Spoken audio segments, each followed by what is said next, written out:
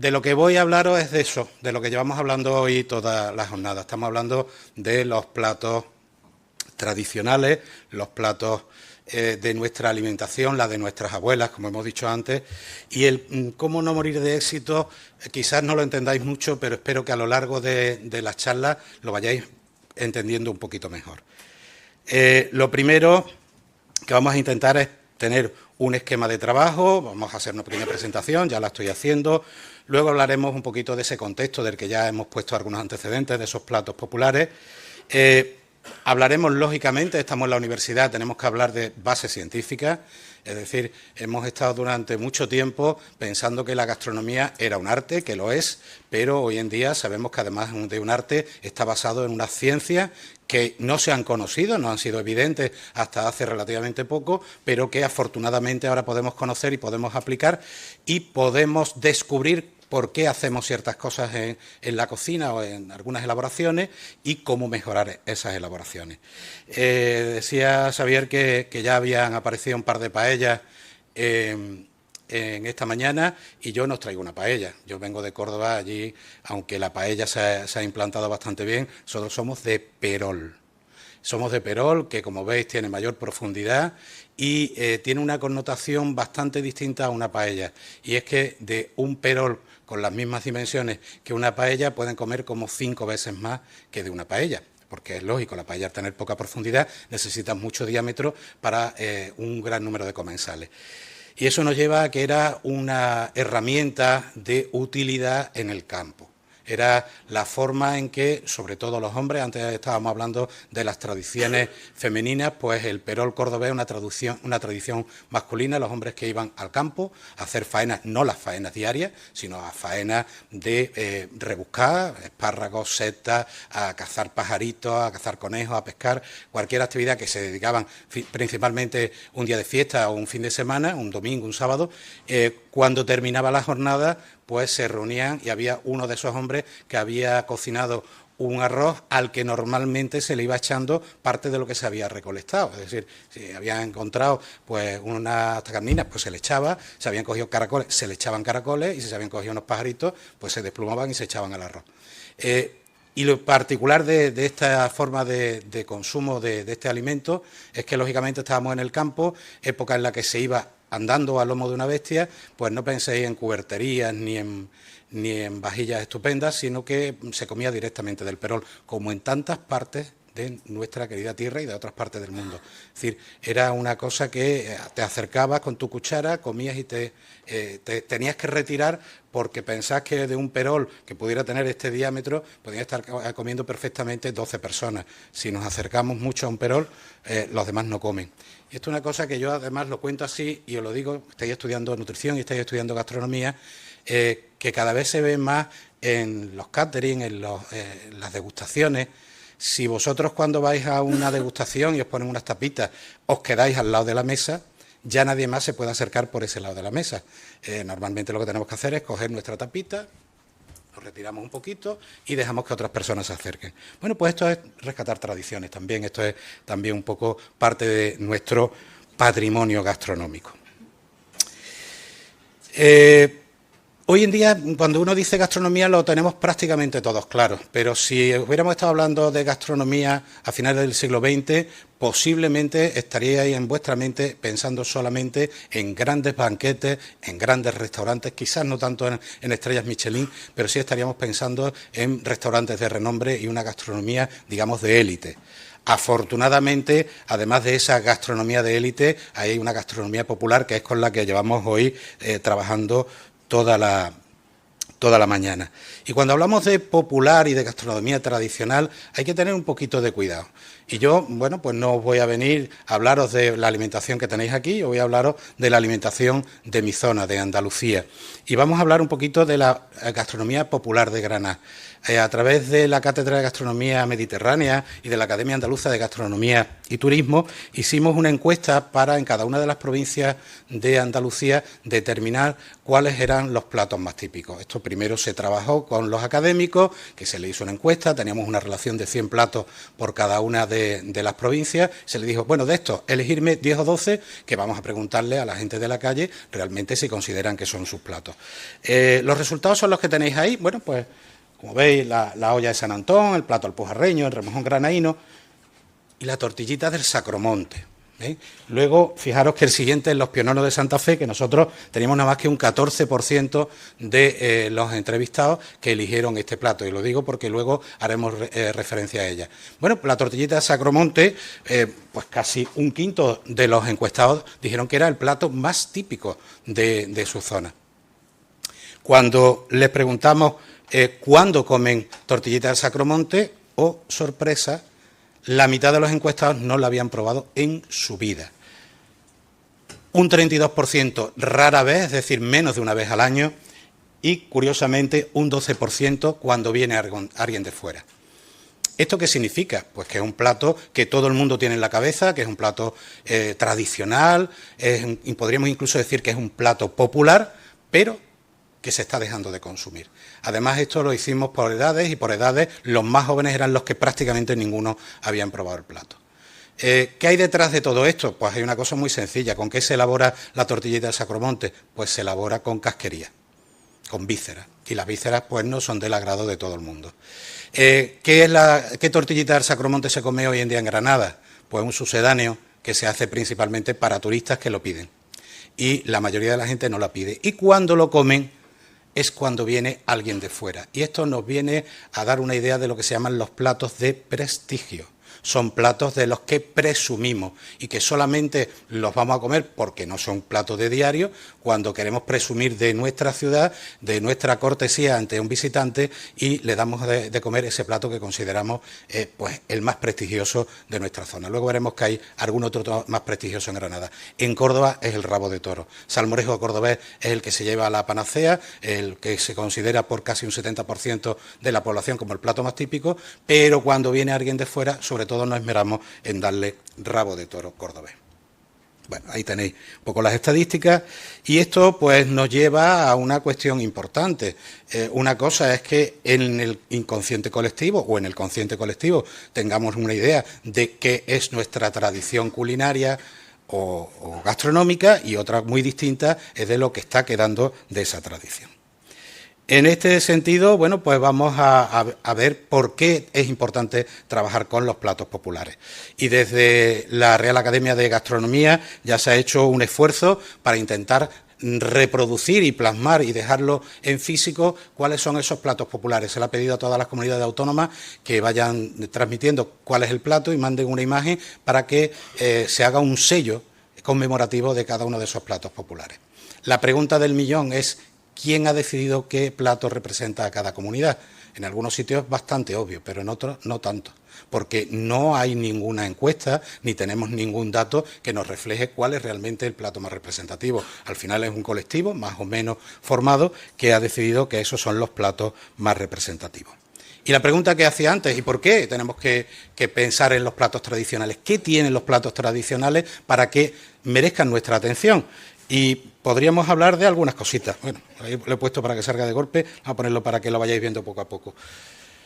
Por supuesto, están ligados a las tradiciones, están ligados al territorio. Es un elemento fundamental, es una forma de volver a depositar población en las zonas despobladas, porque el plato tiene sentido si lo comemos en el lugar de donde procede, porque estamos hablando además de platos que tienen una tradición, en la mayoría de los casos bien documentada, una transmisión oral bastante larga y que son todavía rescatables. Y para los dietistas nutricionistas que estáis por aquí, ¿son saludables los platos tradicionales? Porque la imagen que tenemos la mayoría es que son platos muy energéticos, que engordan y que aportan cosas que son un poco interesantes. Pero, ¿y de dónde sale esa información? ¿Se han analizado esos platos para determinar realmente si tienen esas propiedades nutricionales o no las tienen? Pues desgraciadamente no. Y alguno dirá, bueno, yo es que en mi casa, sí, tú haces el plato en tu casa, pero esa es la representación del plato en otros contextos. Como veis, una auténtica constelación de detalles en los cuales nosotros podríamos fijarnos para que tuviéramos interés en esos platos tradicionales. Y antes Xavier preguntaba, bueno, la alimentación puede ser patrimonio, que es cultura, no lo ha dejado muy claro. Pero yo voy a ir a una cosa mucho más básica, mucho más espartana. ¿Qué dice la Real Academia de la Lengua de que es patrimonio? Y nos dice que es el legado de nuestros padres. ¿La gastronomía tradicional realmente es el legado de nuestros padres? ¿Estáis todos de acuerdo? ¿Hay alguien? ¿Sí o no? Manos arriba los que estén de acuerdo que es el legado de nuestros padres. Manos arriba quien no esté de acuerdo. ¿Y por qué no estáis de acuerdo?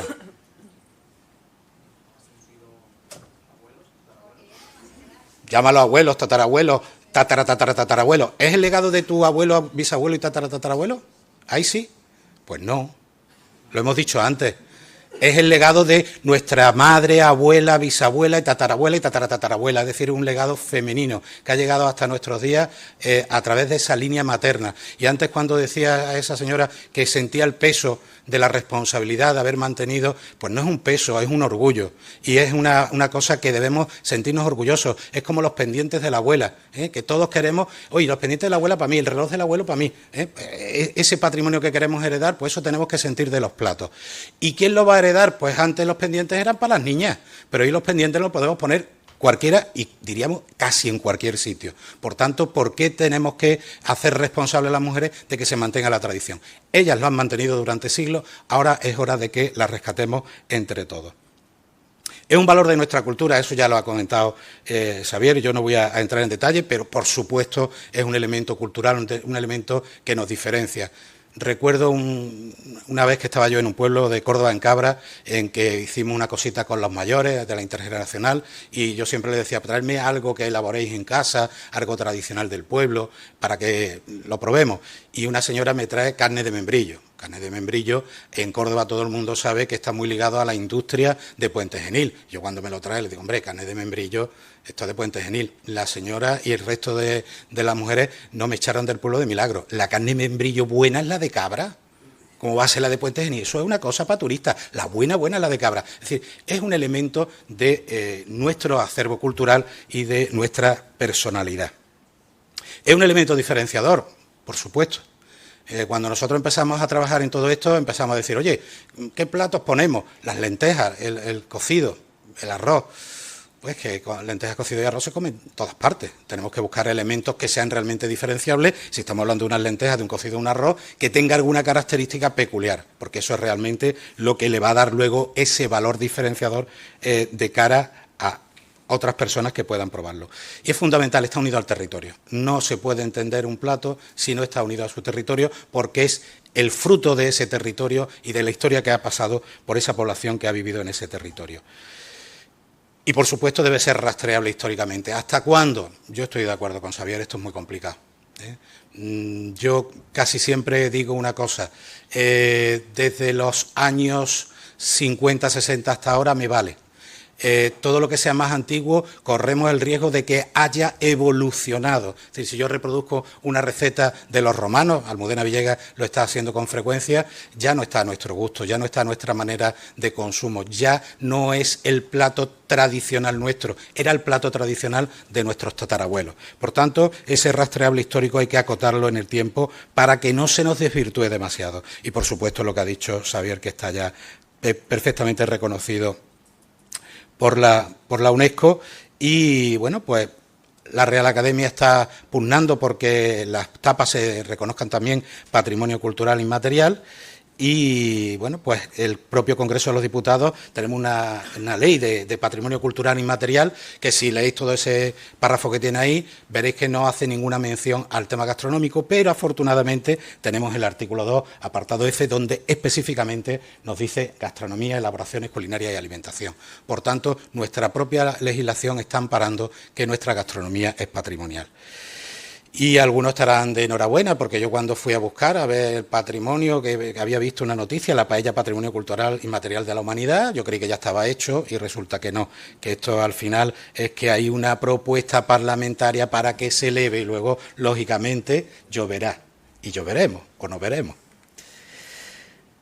Hay que tener mucho cuidado cuando rescatamos patrimonio, porque antes decía alguien, no todo lo rescatable debe ser rescatado, y hay cosas que hay que tener mucho cuidado. Yo tengo experiencia, información cercana del rescate del garum, que nos hizo famosos en Roma, el garum que se elaboraba principalmente en las costas gaditanas y malagueñas.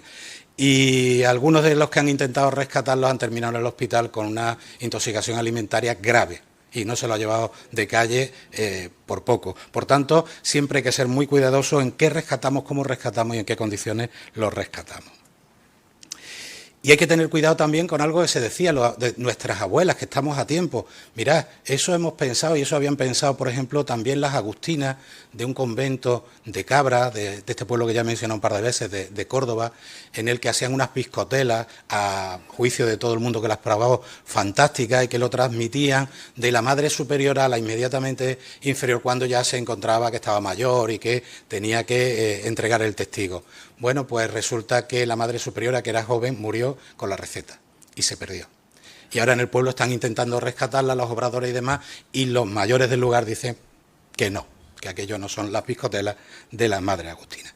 Por tanto, estamos en un momento dulce para rescatar esas tradiciones, estamos en un momento dulce para acometer esa gastronomía tradicional y hacer que no se pierda. Otra cosa es lo que haremos luego con ella, pero por lo menos rescatarla y hacer que no se pierda. Y lógicamente vamos a aplicarle ciencia a todo esto. Y la ciencia yo la ejemplifico con esa fotografía. Yo soy el extremo derecho, hace ya unos cuantos años, esto era el año 2004, donde la Unión Europea, muy preocupada por un tema de cáncer, haciendo estudios de cáncer, descubre que no se podía ver la influencia de la alimentación sobre el cáncer porque no teníamos una información fiable en las tablas de composición, que era lo que se llevaba en aquel momento, que reflejara la composición de los alimentos. Y decide crear un proyecto Eurofir, en el cual se ponen las bases para que las bases de datos, ya no tablas, ya lo convertimos en un elemento informático de composición de los alimentos, tengan una información fiable y reproducible y que sea además intercambiable. Ahí tenéis un poco el esquema de esas bases de datos. Y deciros que, bueno, pues en España tenemos una base de datos de composición española, de la que me honro ser secretario, que fue avalada durante mucho tiempo por la AESAN y el Ministerio de Sanidad y Agricultura, que luego cambiaron los tiempos políticos y ya dejó de apoyarse. Y, bueno, pues allí estuvimos trabajando. Y lo que me interesa no ahora mismo es esto, que es la base de datos, que quedó parada y quedó una foto fija de hace 10 años y que habría que actualizarla, sino las consecuencias de todo esto. Y las consecuencias de todo esto es que se hicieron reuniones periódicas con informes en los cuales se decía qué debemos de incluir en la base de datos. Y en ese sexto informe había un claim muy interesante: platos tradicionales. No podemos perder los platos tradicionales. Se hizo un pequeño borrador de un ejemplo de lo que podía ser esos platos tradicionales y se rescataron 5 en España. Lógicamente estamos hablando a nivel europeo, estamos hablando de un documento de inicio y esto tendría que haberse continuado. Se pusieron unos pequeños cimientos, pero la verdad es que no se desarrolló de la manera que esperábamos. Y aquí quiero un poco encauzarnos en mi propia historia dentro de lo que sería la gastronomía científica. Esto que estamos hablando año 2006, yo ya en el año 2012 estaba desarrollando herramientas para valorar nutricionalmente esos platos tradicionales. Eso era uno de los elementos fundamentales y ahí se crean los primeros primordios y los vamos llevando a congresos. En el año 2016 ya con esta herramienta trabajamos con el primer plato en el cual hacemos una cosa importante que se llama estandarización. Y os explicaré luego por qué hay que estandarizar, sobre todo los platos populares. Hicimos la estandarización del salmorejo, que realmente tuvo una gran repercusión. Poco después hicimos la del rabo de toro. Me dieron en el Congreso de la Sesca incluso un premio a la mejor comunicación científica, que tuvo bastante cachondeo porque me dieron un premio por el mejor rabo y aquello, pues, afortunadamente no hubo que demostrarlo. Sobre platos preparados en 2018, y en 2018 hay un hito muy importante, y es que algo que hoy aquí tenemos fusionado de una manera natural, que es la gastronomía y la nutrición, eran totalmente irreconciliables. La gastronomía iba por una parte y la nutrición iba por otra. Se hace la primera reunión a nivel nacional en Segovia en el que se habla de gastronomía y nutrición. Posiblemente se hubieran hecho cositas más pequeñas antes, no lo digo, y posiblemente en la cabeza de muchos estaba ya el trabajar en gastronomía y nutrición, pero es el primer paso en esta dirección. En 2019 hacemos la segunda edición en Granada y ya salen los primeros entregables en los que hablamos de la gastronomía popular en una revista como Nutrición Hospitalaria, algo que también podría ser bastante impensable. Ahí tenéis el esquema de esa revista. Y en 2020 nos reúnen en Bilbao, PES estuvo en esa reunión y nos dijeron, oye, hay que hacer algo por los platos en peligro de extinción. Vamos a ir rescatando de cada comunidad autónoma, nombrar unos responsables y empezamos a rescatar platos de aquella reunión. Os recuerdo, esto era 8 de marzo de 2020, 11 de marzo de 2020 nos confinan. Es decir, bueno, pues estuvimos trabajando principalmente de nuestras casas y al final salió este monográfico que ahora se está reeditando y se va a sacar con valores nutricionales, que era una de las cosas que faltaba. Y yo decía, yo no puedo hablaros de la gastronomía de la Comunidad Valenciana, ni siquiera de la de Alicante, porque no soy autoridad para ello, pero sí puedo hablaros de la que conozco, que es la andaluza. Y de la andaluza vamos a ir viendo un poco qué es lo que hicimos. Lo lógico es siempre empezar por lo que uno conoce. No vas a empezar a estudiar algo totalmente ajeno. Empezamos por lo más popular, lo más cercano a nosotros, y algún día llegaremos a estudiar pues cómo comen los alienígenas, pero de momento no llegamos. Y empezamos estudiando donde reside mi universidad, la Universidad de Córdoba, y porque tenemos además un pozo gastronómico muy interesante, en el cual tenemos, bueno, ahora mismo tenemos 2 restaurantes con estrella Michelin, uno con 3 estrellas y otro con 1 estrella. Tenemos una edición que este año parece que no va a darse, que es Califato Gourmet, que reúne de los mejores chefs haciendo una demostración de tapas. Tenemos una cosa que es un elenco de 7 personas que en los años 70 y 80 pusieron en el mapa la gastronomía de Córdoba y a los cuales pues se le ha rendido hace poco homenaje. Ya hemos perdido a 2 de ellos, porque son ya gente muy mayor. Y tenemos un elemento también muy interesante, y es que tenemos una corriente de blogueros influencers gastronómicos muy potente, sobre todo una de ellas que es Chari Serrano, que es la que nosotros utilizamos en el mejor sentido de la palabra para empezar con nuestros estudios a nivel de redes sociales. ¿Qué es lo primero que hicimos? Dijimos, oye, ¿quién sabe de gastronomía en Córdoba? Y fuimos preguntando a los que yo en principio pensaba que sabían de gastronomía, y esos fueron dando referentes. Al final identificamos 48 referentes de personas que más o menos se movían en este mundo y sabían de gastronomía en general, de los cuales, lógicamente, no todos pudieron acceder a hacerle las entrevistas, que fue una entrevista larga y en profundidad, pero sí llegamos a 24 entrevistados, de los cuales sacamos mucha información de mucho tipo, de productos, de interlocutores, de destinatarios, de temporalidad, qué objetivos deberíamos de tener, en qué ámbito nos debíamos de mover. Y, obviamente, en ciencia y en economía hay una cosa que conocemos como estudios DAFO. Hicimos un análisis DAFO para ver qué es lo que podría... cómo podríamos abordar la gastronomía de Córdoba. Y fijaros qué curioso que ya en los datos previos había salido, pero aquí una de las fortalezas que aparecía era los platos populares. Bueno, pues es uno de los elementos con los que tenemos que trabajar, es uno de nuestros elementos de empezar a trabajar. Le preguntamos a estos expertos que cómo consideraban que estaba la gastronomía, nos dijeron que la gastronomía estaba en muy buena situación en aquel momento, pero la difusión en gastronomía nos dijeron que eso ya no estaba tan bien. Y cuando le preguntamos, oye, ¿y cómo llega a vosotros la información en gastronomía? Esperábamos que fuera principalmente por libros, revistas, periódicos. Ya nos encontramos con la sorpresa de que eran las redes sociales las que estaban informando principalmente de esos elementos gastronómicos. Tomamos nota de todo esto y pensábamos, elaboramos una encuesta que distribuimos de 2 maneras. Una, aprovechando de que las redes sociales eran uno de los vehículos para llegar a la información, pues a través de esas redes sociales, y otra a pie de calle, con alumnos de Ciencia y Tecnología de los Alimentos que hicieron sus trabajos haciéndole la encuesta a las personas que se encontraban. Ahí tenéis los alumnos de aquel año y ahí tenéis la encuesta, una encuesta muy completa, Es una encuesta que en alguna ocasión decían los alumnos, es que me ven y salen corriendo. Pues claro, cuando tú te paras con una persona a hacer una encuesta y te tiras 10 minutos haciendo la encuesta, el que va por aquí, que vamos todos con prisa, pues se iban rápido. Preguntamos de todo. Preguntamos por restaurantes, preguntamos por cocineros y, por supuesto, preguntamos por los platos. Pero no solamente por los platos, cuál crees tú que es el plato más importante de Córdoba, sino cuándo lo comes, con quién lo comes, si es de tu favorito o no es de tu favorito. Una encuesta, como digo, bastante completa. La presencial la distribuimos por barrios de Córdoba proporcional a la pirámide poblacional para que fuera lo más científica posible, y online, pues a través de las redes sociales, no teníamos otra, y la intención era luego comparar. Oye, da los mismos resultados cuando yo lo hago presencial que cuando lo hago online. Para nosotros era fundamental. Y ahí tenéis un poco el cuadro de los influencers que se estuvo moviendo haciendo aquella difusión de la encuesta. Respuestas, 1.509 encuestas. Hay encuestas del sí para intención de voto con menos. Es decir, estamos hablando, para una población como la de Córdoba, era bastante significativa, de las cuales 717 se le hicieron a gente a pie de calle y 792 por redes sociales. Distribución de población, he dicho antes, proporcional a la población de Córdoba. ¿Hay tantas mujeres en Córdoba? No.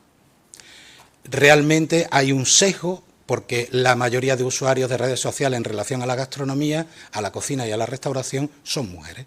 Por tanto, el sesgo estaba precisamente en esas encuestas online. Y nosotros lo esperábamos, era una cosa previsible.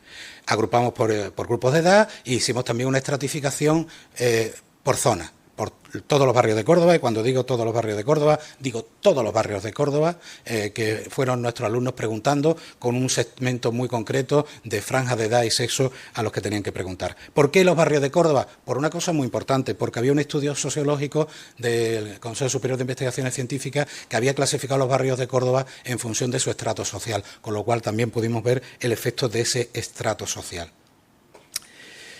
Bueno, muchos resultados, no vamos a pararnos ahora, vamos a hablar solamente cosas que nos interesan, que son de los platos. Lo que sí os digo es que esa encuesta está publicada, está en un artículo científico en el International Journal of Gastronomy and Food Science, y creo que es de las pocas gastronomías del mundo que está en una revista científica impactada, creo que está ahora mismo en un Q2. Es decir, es un gran problema que tenéis los que estáis estudiando gastronomía. Si algún día querréis hacer un máster, y posiblemente alguno quiera hacer una tesis doctoral, ¿dónde publicar en gastronomía? Que es uno de nuestros verdaderos caballos de batalla. Bueno, pues ya sabéis que por lo menos hay una revista en la que, con mucho trabajito, pero que al final se consigue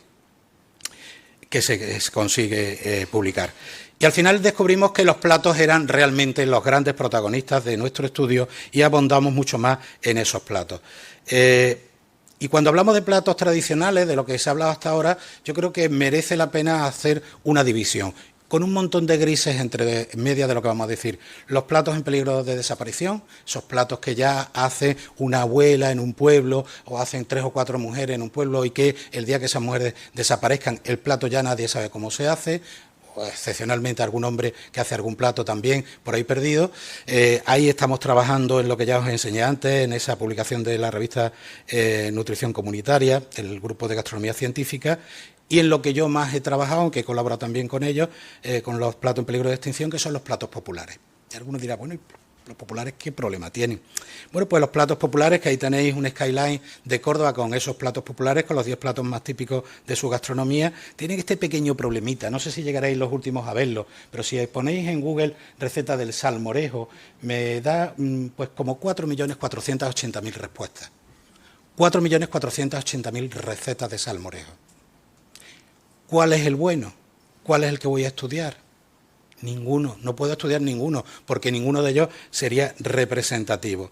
Nosotros lo que hacemos es lo que se llama una recopilación amplia de recetas, tanto de recetarios, de restaurantes, a nivel de domésticos, y con todas esas recetas, por supuesto también de Internet, con todas esas recetas trabajamos una cosa que se llama la estandarización, y a partir de ahí sacamos datos estadísticos de cuáles son los ingredientes que deben estar en el plato, en qué proporciones y de qué manera se debe elaborar. Desde entonces hemos trabajado en muchos, ahí tenéis el perol, rabo de toro, hemos hecho encuestas particulares, y os voy a poner como ejemplo de cómo trabajamos la encuesta, el trabajo sobre el salmorejo. Lo hicimos en 2013, por supuesto, muchos establecimientos de restauración de Córdoba, llegamos a tener hasta 754 establecimientos, de los cuales 323 colaboraron, pero al final, ¿qué pasa con las recetas? Mira que la receta del salmorejo es sencilla, pues que algunas eran irreproducibles. ¿Por qué? Pues porque faltaban ingredientes. Fijaros, una de las cosas que nos ha pasado con el flamenquín. Todos me imagino que sabéis lo que es un flamenquín, que es un producto que se fríe. Cuando tú le preguntas a la gente los ingredientes de un flamenquín, pues el 90% no te dicen que hay que tener aceite para freírlo. Es básico, hay que freírlo. Lo dan por hecho que tiene que estar, pero no te lo cuentan. Entonces, aquí hay un peligro también a la hora de rescatar la receta de que algunos ingredientes básicos se pueden escapar. Con todo eso, lo que hicimos es calcular el aporte, en este caso era por 1 kilo de tomate, ahora ya más recientemente lo hacemos por comensal, de cuánto aportan cada uno, y como veis hay mucha variabilidad. Y esto nos dio un pequeño problema, y es que en estadística, ¿cuál es el parámetro que utilizamos para determinar cuál es la característica principal de una población? A través de una muestra. ¿Habéis oído hablar de la media? Pues la media es un mal estadístico de posición. ¿Por qué? Porque se ve muy influenciado por lo que se llaman valores anómalos, erráticos, elevados. Entonces nosotros trabajamos con la mediana, que es el valor central, y nos da muchísima más precisión. ¿Qué conseguimos? Pues una cosita que cuando tú se lo cuentas a los cordobeses, pues como yo lo hago.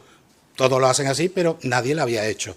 Eso es la receta del salmorejo estandarizado, que nosotros además difundimos, publicamos, se lo dimos a la Cofradía Gastronómica del Salmorejo Cordobés. Hay un azulejo en Córdoba que representa esa receta del salmorejo y en el día de hoy está traducido a más de 50 idiomas. Ahí la tenéis, la receta, y algo importante, nutricionistas, lo valoramos nutricionalmente, ahora ya no me vale. Yo recuerdo que mi abuela decía, niño, no coma mucho salmorejo que engorda.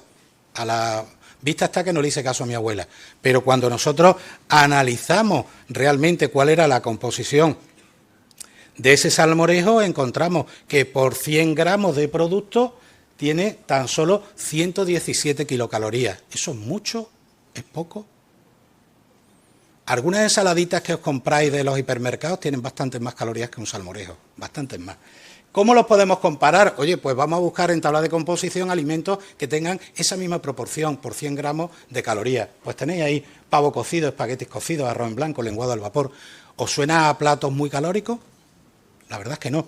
Pero es que además de eso tenemos fibra.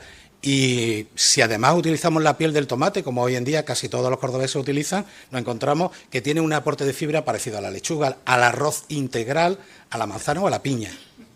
Y aquí hay que decir todas las verdades, en ciencia no se oculta nada. Tenemos también un buen aporte de sodio.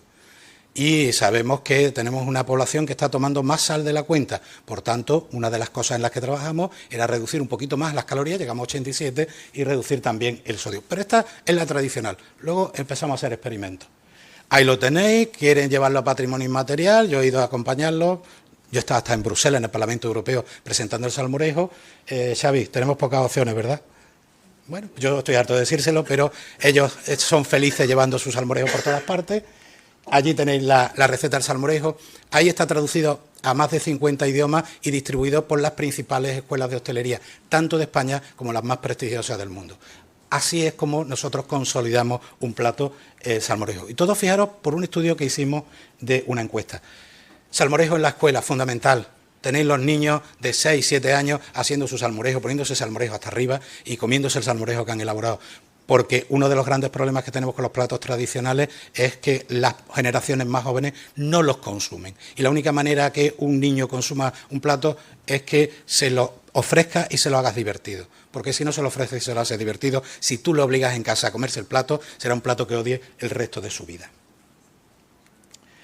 Hemos seguido trabajando, hemos visto que hoy en día hay restaurantes que ofrecen salmorejo prácticamente en toda España. Los sitios que quedan en blanco es que no teníamos datos, no es que no haya salmorejo ahí, pero es que lo hemos hecho también a nivel internacional. Nos hemos encontrado sorpresas de salmorejo, restaurantes que ofrecen salmorejo en cualquier parte del mundo. Yo estaba haciendo un crucero por Grecia y en el menú del crucero iba el salmorejo. O sea, bueno, pues si esto lo retrotraéis hace 20 años era impensable, y no digo que sea mérito mío, ahí la cofradía ha sido la gran difusora de todo esto. Y, lógicamente, en Córdoba. Raro es que tú llegues a un restaurante, una taberna, un bar en Córdoba y pidas salmorejo y no te lo encuentres. Pero es que ahí tenemos recogidos aquellos en el que el salmorejo es uno de los platos, de los 3 platos más demandados. Todo esto, vuelvo a deciros, vuelve a ser trabajo de campo, vuelve a ser trabajo científico. No es que a mí se me ocurre, voy a 3 tabernas y me entero. Ahí tenéis el trabajo publicado. Y la pregunta que todo el mundo me hace, ¿eres un talibán? La afirmación que todo el mundo me hace, ¿eres un talibán? ¿Quieres que haya un solo salmorejo? No. Yo quiero que haya muchos salmorejos, pero quiero que todo el mundo reconozca que es un salmorejo cordobés y luego el salmorejo de mi abuela o el salmorejo que hago en mi casa o el que hace en el bar de Rafalete que me encanta, pero que no es salmorejo cordobés. ¿Y por qué os digo esto? Pues, ¿por qué tenemos que estandarizar? Si yo os enseño eso, ¿qué es? Es un cuadro de Sorolla. ¿Qué representa? Si os pongo esto, lo mismo alguien ya empieza a identificarlo. Es la fuente de la mezquita. Pero ¿esa es la imagen que tenéis vosotros en vuestra cabeza de la mezquita? ¿Mezquita de Córdoba? No, la que vosotros tenéis en vuestra cabeza es esa. Pues eso es precisamente lo que queremos. Que el que no conoce el producto tenga una imagen fiel de lo que es el producto. Y luego que Sorolla haga los cuadros que quisiera, el pobre, los cuadros que quisiera, o que un pintor abstracto haga un cuadro de la mezquita y va a ser tan válido como cualquier otro. Pero la mezquita es la mezquita y la imagen que tenemos que transmitir es la misma. Por tanto, es importante que esos platos populares los estandaricemos, los rescatemos, los pongamos en un valor nutricional, porque la siguiente parte, nosotros estuvimos con el consejero Aguirre, cuando era consejero de Sanidad, para decirle, mire usted, estos son los valores nutricionales, ¿por qué no hay salmorejo en los hospitales? Antes decía, los hospitales se comen, sí, ¿por qué no hay salmorejo en los hospitales? Si es un plato que se le está dando, tenemos a Escribano que se lo está recomendando a los futbolistas, ¿por qué no se lo vamos a dar a la gente del hospital? Oye, que yo te hago un salmorejo con menos sal, que no hay problema, que eso está ya conseguido. ¿Pero por qué no? Porque es muy importante que nuestros recetarios, y cuando nosotros pongamos la alimentación de nuestros pacientes, también estén nuestros platos tradicionales y no sea todo pollo plancha y arroz en blanco. Y ahora ya yendo bastante rápido, porque creo que me habré comido bastante tiempo, os voy a hablar del estudio andaluz, de lo que hicimos allí. Y ahí tenéis los platos más típicos de cada una de las provincias. Alguno habrá visto que hace poco se ha publicado esto de la revista Viajar, en la que dice que cuáles son los platos más típicos de cada provincia de toda España. ¿Os identificáis? ¿La olla de la viuda? La paella valenciana sí, ahí yo creo que han acertado. Bueno, pues lo mismo, yo le he mandado un correo para preguntarle, oye, ¿y esto cómo? No, hemos preguntado, nuestros expertos... No, mira, perdona, esto se hace con 1.500 encuestas que hicimos nosotros también a nivel de toda Andalucía para preguntarle a la gente de la calle cuáles consideraban que eran sus platos más típicos. Y a partir de ahí, pues encontramos cosas como estas, que en Almería pues tenéis las migas de harina, el trigo, el calamar en aceite, pero no solamente le preguntamos por el plato, preguntamos todo aquello. Por ejemplo, el ejemplo de las migas de harina, que es el plato más reconocido, pues que un 60% lo están consumiendo mensualmente, 20% alguna vez al año, que se toma en casa, que se toma o durante todo el año o una época determinada. Es decir, la gastronomía no es solo una receta. La gastronomía es identificar cuándo, cómo, con quién se comen los platos. Y esto es un primer paso, luego tendremos que avanzar mucho más. Ya en los demás no me voy a parar tanto, los platos populares de Cádiz, la tortillita de camarones salió ahí por goleada. Fijaros las patatas con choco, que también tenía bastante predicamento. Aquí tenéis los de Córdoba, como no, el salmorejo, ya os voy a hablar mucho de salmorejo, no os voy a contar mucho más. Estamos trabajando con el perol cordobés, lo que os contaba al principio, esa costumbre que todavía se mantiene y que se está perdiendo porque la gente joven ya no va de perol, va de otras cosas, va de picnic, va al campo, pero no va a ser un arroz o no va a ser unas migas. Estamos también intentando rescatarlo y es un trabajo que hicimos con la Escuela de Arte y Oficios, las de Fotografía y Vídeo, que fueron a filmar a los de cocina, a los de la Escuela de Cocina, cómo elaboraban sus platos. Esto me está diciendo que debería de callarme ya pronto, así que voy a aligerar. De Granada, ya os lo hemos contado antes, fijaros que ahí en el estudio de Viajar decía que era el pionono. El pionono a nosotros salía el quinto. Es decir, bueno, pues ya está puesto allí lo de la tortilla de Sacromonte que ya os conté. Y fijaros que el pionono, ¿por qué pudo salir en la encuesta de viajar como de los más típicos? Pues porque es otro de los platos a presumir. Cuando alguien va a Granada, te prepara la cajita de piononos para que te lo lleve a tu casa o te da pionono. Es decir, un 18% de los granadinos comen piononos cuando viene gente de fuera. Por tanto, eso nos puede dar una idea de por qué se considera y por qué la revista Viajar utiliza los piononos. Seguimos avanzando ya. Platos populares de Huelva, sale la gamba blanca y no sé si vosotros sabéis cuál es el gentilicio de los de Huelva, que no es onubense, son choqueros, porque son muy aficionados a consumir chocos.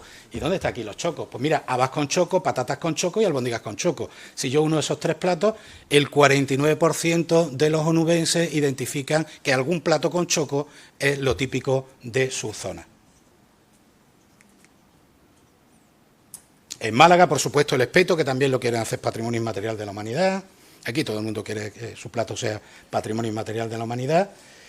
Y en Sevilla, que estábamos esperando que todo el mundo dijera el gazpacho, pescaditos fritos. Pues no, señores, han salido las espinacas con garbanzos. Y en segundo término, los caracoles.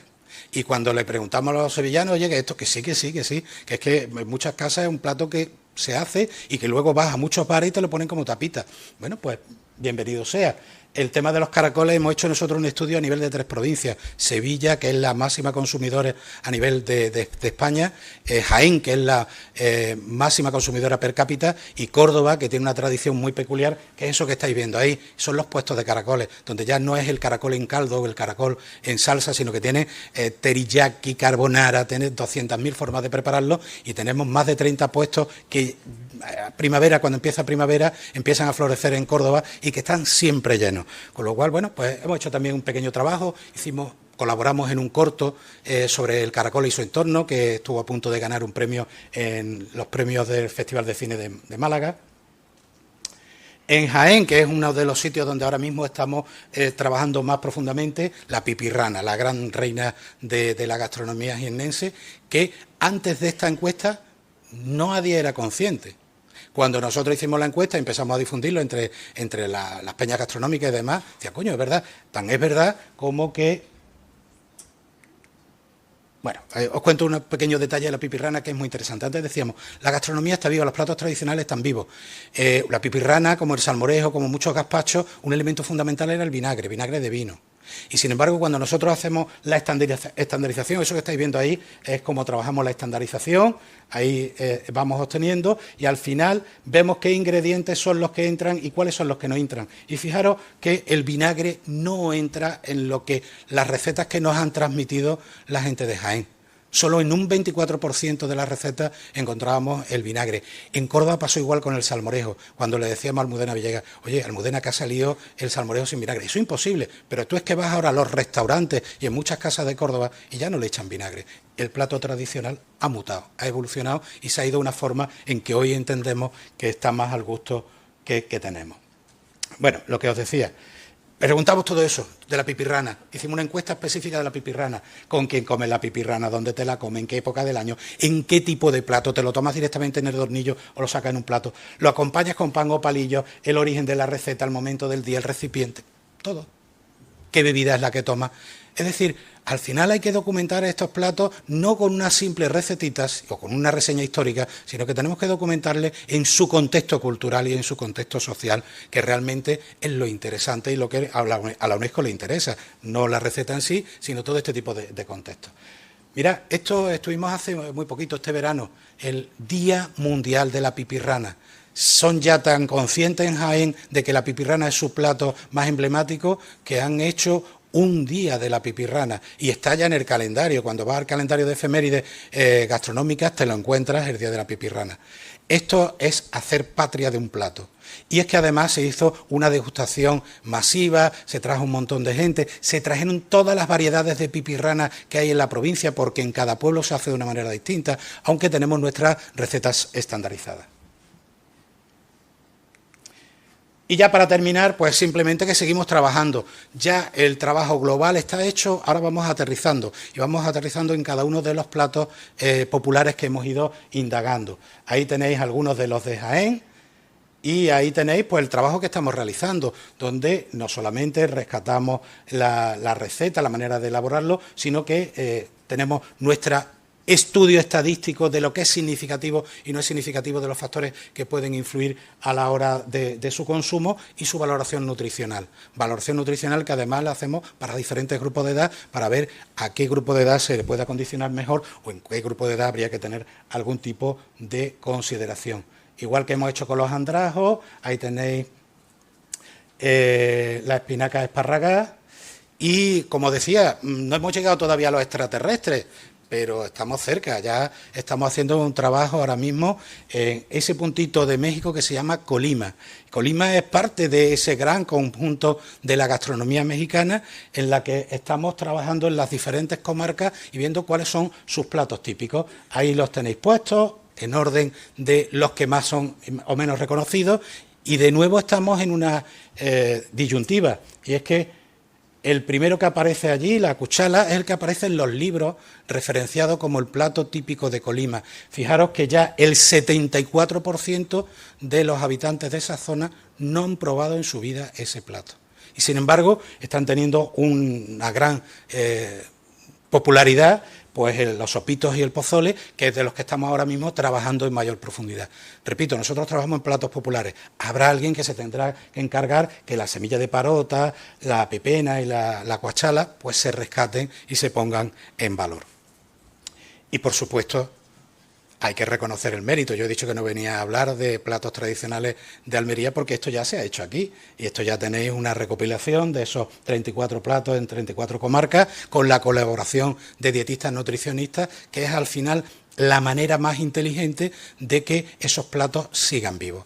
Porque si yo voy a mi médico, a mi dietista, para que me recomiende para perder peso, y me dice que tengo que tomar chucrut, pues muy bien, o que tengo que tomar miso, pues muy bien, pero si me dice que me tengo que tomar un plato de aquí de mi zona, que lo conozco y sé cómo elaborarlo y sé a qué sabe, pues estoy consolidando ese plato en mi alimentación y en mi dieta. Enhorabuena por mi parte, y no me queda más que despedirme, daros las gracias, daros la referencia de la cátedra que dirijo, que la tenemos en las redes y está últimamente bastante efervesciente, y que, aunque me veáis de chaqueta, yo soy de los que me arrimo al fogón, así que ahí me vais a tener.